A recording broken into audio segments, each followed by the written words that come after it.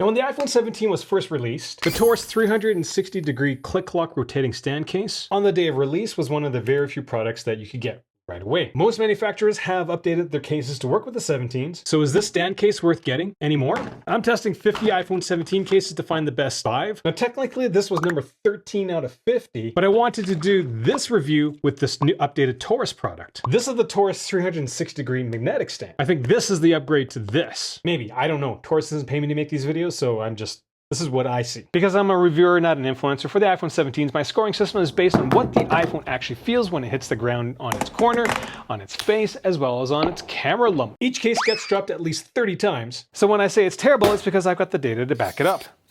Now, this is your typical TPU edged case with a polycarbonate back. There is a matte texture on the edge of this case. It's not bad, but it's not great because the TPU is really, really slick. Bottom of the case has a bunch of tiny feet so that it props the back up when you're doing this. And the only special feature about this product is this thing. It's a stand that pops out and turns. I've reviewed a ton of cases with this feature, and I'm generally not a big fan of it. Top of this case is crazy flexible. Like, that doesn't bode well for anything. When it comes to the weight of your iPhone, it's going to increase it by 53 grams, a little heavier than the 47-gram average. And for bulk, it's only going to bulk it up by about 65%. This isn't a terribly big case. And when it comes to grip, this case is quite slick. Back is incredibly smooth. The matte finish on the edge of the case is decent enough, but it's nothing to write home about. There is one neat feature along the edge of the case. There's a pretty substantial chamfer, and so this makes the case feel a little thinner, and it provides a little bit of area for you to anchor your fingers on. Case has flow-through buttons on both sides of the case. Camera control button is covered as well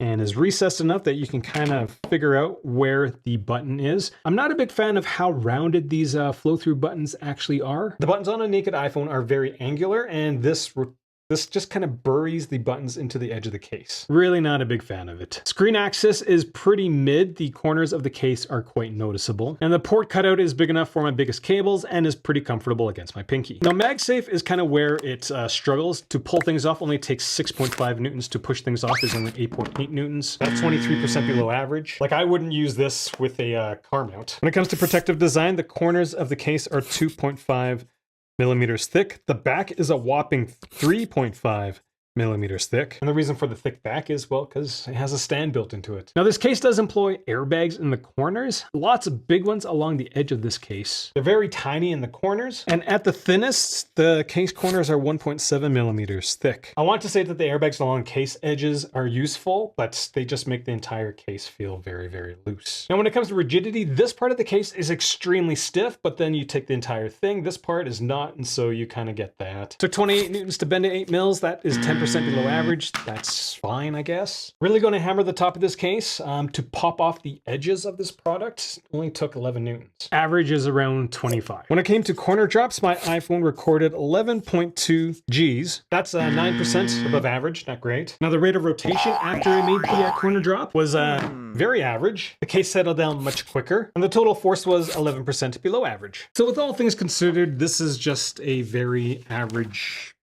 protective case. And when it comes to face first drops, like so,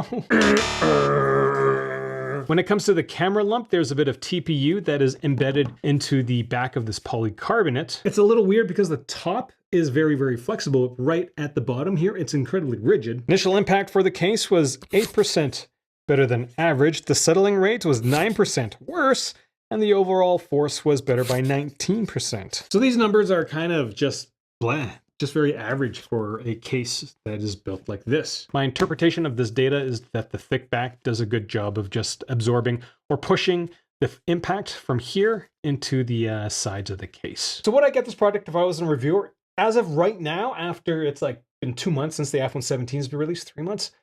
Yeah, no, there's way better products, but at the time of release, this was one of the very few products that I thought was decent enough to use. Yeah, curious to know if this product's going to be any better. The design of the 360 magnetic stand is quite a bit different. I'm on a mission to figure out what the best iPhone 17 cases are. I'm testing 50 of them, like in depth. And then I'm going to pick the best 5. Not pick the best 5. I'm going to let my scoring system choose the best 5. If this is the first time you're watching one of my videos, I do encourage you to click subscribe. I'm going to release this review as soon as I can finish it. Oh, so many cases.